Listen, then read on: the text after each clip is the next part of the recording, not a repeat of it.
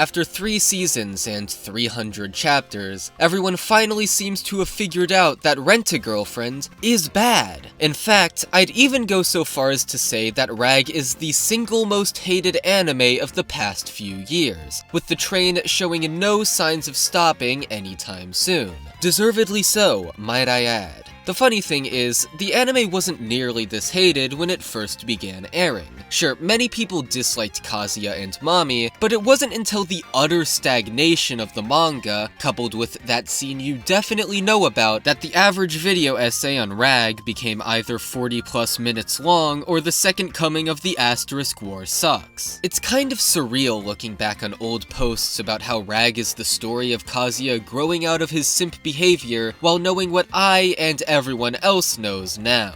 That being said, I won't pretend like it doesn't baffle me a little that anyone had faith in this series past like episode 3 tops, much less its entire first season. Hindsight may be 2020, but I watched the first episode of this when it had just started airing and immediately dropped it. Mind you, my taste was hot garbage at that point, yet I was still discerning enough to realize that this show wasn't going to be anything special. Rent-a-Girlfriend didn't become an infuriatingly repetitive series revolving around this stupid lie that the characters need to keep going for asinine reasons. It was always that. Rent-a-Girlfriend didn't become a series with awful, unlikable characters who only exist to continuously do the worst, most pathetic things possible in any given scenario. Kazuya's been the protagonist from day uno. Rent-a-Girlfriend didn't become bad. It was always bad if you knew what to look for. And maybe this all sounds conceited and smug, but I really want y'all to think back and realize that the signs were there from the beginning and that there was no point in this series' runtime where it was ever truly worth watching, is what I would say if I weren't part of the problem. Rent-a-Girlfriend is one of the most hair-pulling, agonizing, frustrating, infuriating, socially irresponsible, intellectually inept, bafflingly constructed, and bizarrely fascinating shows I have ever witnessed, and I will continue watching it for as long as it keeps getting new seasons. And if it ever stops getting new seasons, I'll probably pick up the manga, so that I may never be without my beloved trash fire. Make no mistake, this rag is filthy, but my god, it might just be a rag worth using. Many have lamented the fact that Rent-a-Girlfriend has gotten 3 seasons, whereas many shows, infinitely more deserving, have been left with a single core and a please read the manga as pittance to the viewer. But I hope we get 10 seasons of this show. I don't want us to ever outlive it. I want it to be a specter, haunting the anime community for as long as Reiji Miyajima is able to stretch out this horribly conceived catastrophe. I want us to forever be reminded that we made this popular, that this is our fault, that our standards really are so low that all a series needs to do to be popular is have cute girls and the illusion of progress for 300 chapters. I cannot stress to you enough how rabid my fascination with this show is. When society collapses and our civilization lost to time is discovered by beings beyond the stars, I hope they find this show, so that they can see exactly why we deserved everything that happened to us. It's an abomination, yes, but my feelings towards this show are like a physicist discovering a bizarre new radioactive element and wanting to study it forever to figure out all of its components. Is it love? No, it's something even better.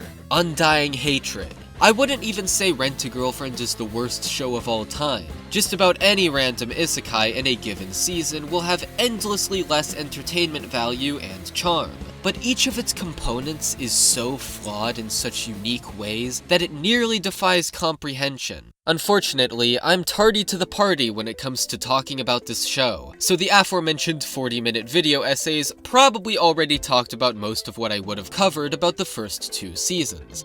Presumably. I didn't watch them.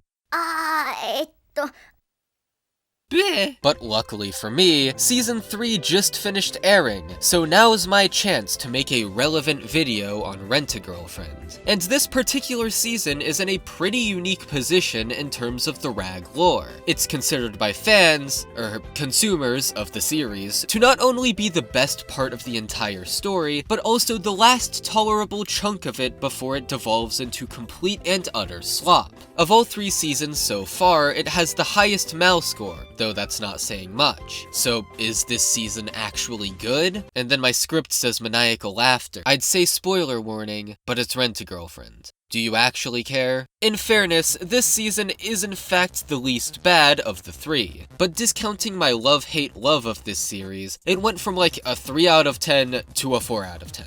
It had one really good episode, and then everything else in it is just a marginally more tolerable version of what we were already getting.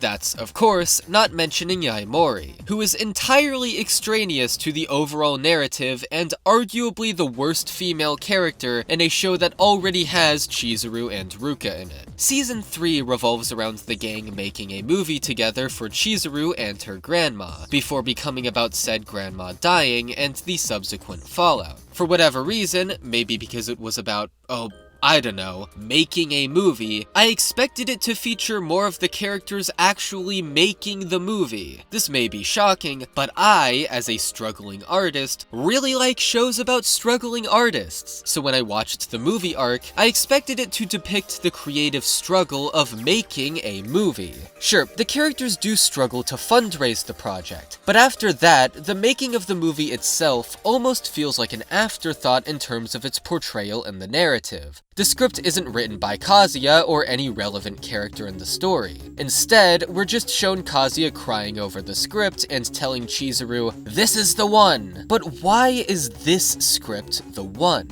Why did this win over all the others? What about this story specifically spoke to him? There's a brief line about how the movie is a coming-of-age drama about a college girl, with the implication being that Chizuru fits the role. But what about the way in which this story was told spoke to him so much he cried? What were the other scripts like? How much better would it have been for Yaemori to be the one to write the script? Then, maybe it would feel like her character had an actual point in existing, and maybe we could get insight as to why her creative language is uniquely qualified to be in this film. Most of the actual filming of the movie is shown in montage, and seemingly goes entirely smoothly except for a stray cicada that needs to be kicked off a bridge. Are you seriously telling me this amateur film's shooting went completely fine? Not only do I struggle to believe that, but if that really is the case, that makes for an exceptionally dull story. What if one of the locations they wanted to shoot at disallowed them from filming at the last minute? What if they weren't able to get good footage of a shot, and it came back to bite them during the editing phase? What if they found a plot hole in the script, and had to change some scenes on the fly? What is a good shot in this director's eyes? What is his style? What does he want to emphasize in this movie? How good is he actually? Chizuru is a film buff. What if she gave some recommendations to improve certain shots and scenes? Stuff like this would have added infinitely more spice to the story. But instead, we get yet more date scenes in a show that already had too many date scenes. That being said, I think most of what people mean when they say that this is the best arc in the show is that the stuff with Chizuru's grandma dying was fairly well executed. I'll be the first one to admit that episode 33 genuinely made me tear up. Granted, the tears stayed in my eyes and did not accumulate enough to fall down my face, but if I were actually invested in these characters, I can guarantee you I'd be bawling on the floor. Chizuru's grandma ends up collapsing from unspecified illness-itis and dies sooner than expected. However, just in time, the film's final edit gets finished, so Kazuya rushes it to the hospital room so her grandma can catch as much of the movie as she can before she passes. The entire setup does a good job of nailing the desperation of the situation, and I like how Chizuru's grandma is in such a weakened state that she's unable to catch a majority of the movie. The drama very much comes from salvaging what little good can be unearthed from such a horrible situation, and it makes for a legitimately legitimately compelling episode. Sayuri Sadaoka nailed her performance of her grandma's final words, stealing the show in that scene, and her final speech is downright heart-wrenching. I will say though, the only major flaw with this scene, aside from the show's usual flat presentation, is that Chizuru didn't tell her grandma the truth about her and Kazuya not being together. The show at least did a good job of putting into perspective why Chizuru feels so reluctant to tell her dying grandma the truth. But come on, man, just say it already! After this, the show returns to its usual shenanigans, but with more emphasis on Chizuru's emotional struggle. It would be genuinely good, if it weren't trapped in this travesty masquerading as an anime. A lot of it is just the same old that you're used to with this show. Trust me, it sounds way better on paper than it actually is. During the date Kazuya takes Chizuru on to cheer her up about her grandma, he has this skeevy plan to get her in sports clothes to peek at her ass and tits. I hate this show.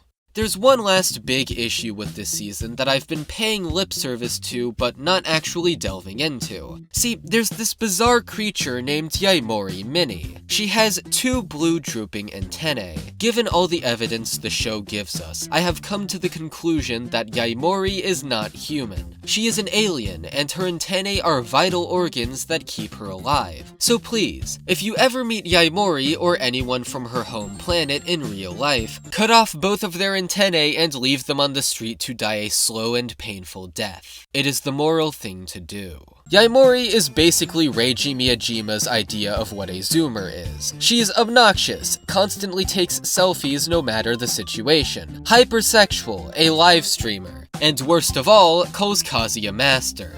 First of all, ew, but secondly, the reason why she calls Kazuya master is yet another echo of the single biggest problem with this show, one that's been present since the very beginning and that I don't see talked about nearly enough. Forgive me, for this may take a while. Rent-a-Girlfriend isn't just unbearable, it's socially irresponsible, and I do mean that. So, the show's about the titular rental girlfriend business, a real thing that really exists in real life. As far as I can tell, the rental girlfriend business model specifically doesn't exist in America, but in places like China and Japan, though not mainstream, it is very much a thing.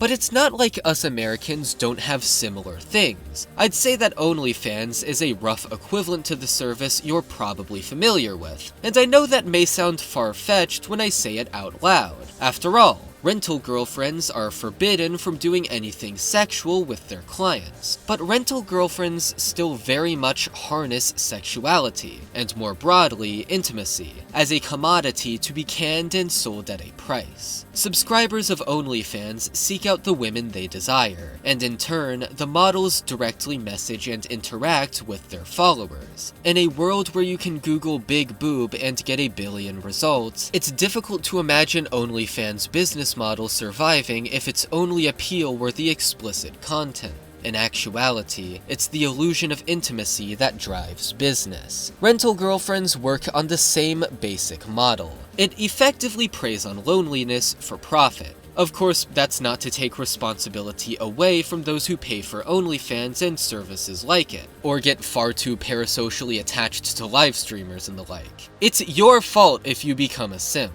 but I won't pretend like the business model itself doesn't irk me.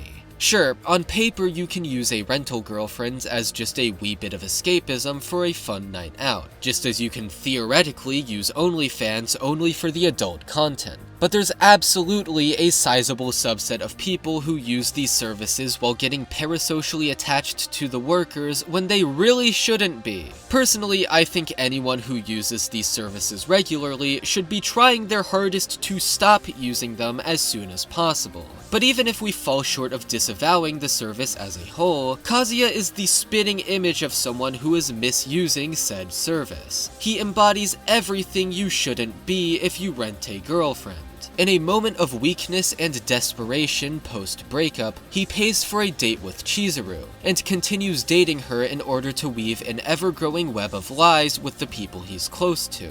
then genuinely falls in love with her in a romance that should, by all accounts, be entirely one-sided. All the while, there are women in his life who are sincerely interested in him, both romantically and sexually, who he ignores to chase some rental. This is not healthy behavior. It's about as unhealthy as it gets. So what does Rent-A-Girlfriend have to say about Kazuya's behavior?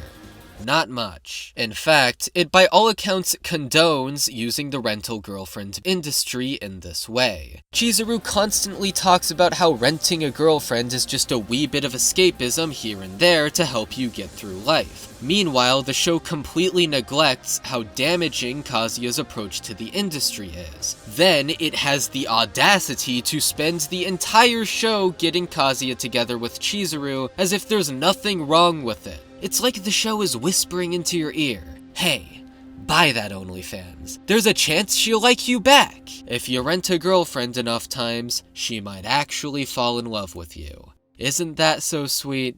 No, it's not! You shouldn't be instilling this in your audience! Granted, I don't think anyone is going to rag for life advice, and if someone were to emulate Kazuya because the show encouraged doing so, I imagine that person was well on their way to some poor life choices before they watched the show. Furthermore, not all fiction has to give good, upstanding moral advice. I can't have that opinion. I like Urusei Yatsura. But this is just yucky. For a show to depict this behavior while not only refusing to acknowledge how harmful it is, but in fact showing it only having upsides is downright disgusting. But maybe the show is just waiting to get to that part of its messaging, I hear you say. Oh yeah? Well, one more peep out of you and I'll decapitate you, straw man. First of all, no it isn't. And second of all, in the alternative version of reality where that is the case, why not get to the point, now? Why spend 3 seasons ostensibly encouraging poor behavior only to push back against it at the last minute? Why refuse to acknowledge such an integral part of the show's theming for 3 whole seasons? Even if you are in La La Land and think the show will at some point acknowledge how legitimately problematic a couple Chizuru and Kazuya make, it'd still be hack writing because of how long it spent making that pairing look like a good idea. Listen.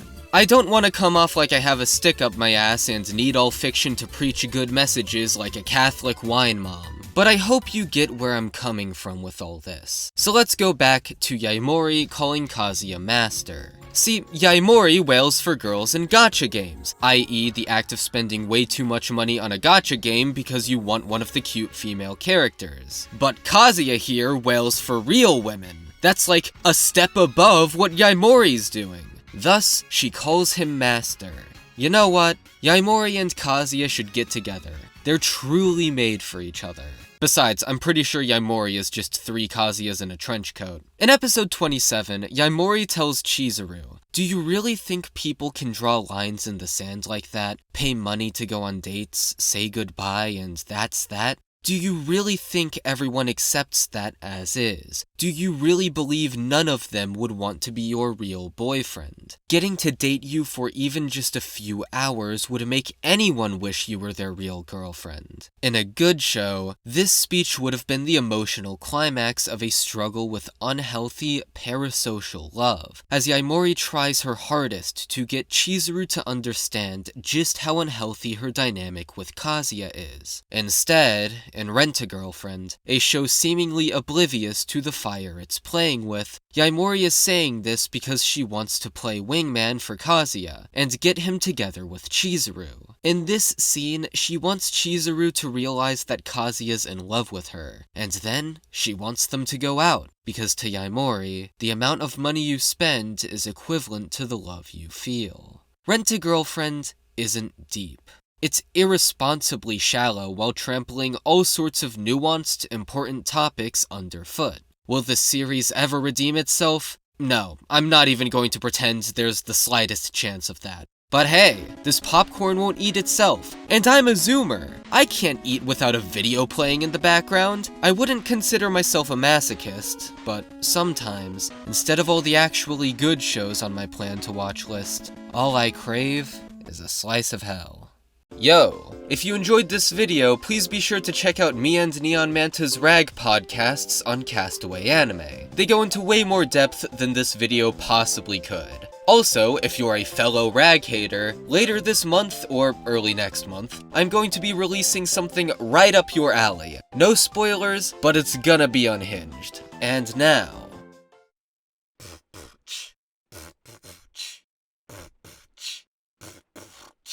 Welcome to the Patron Rap.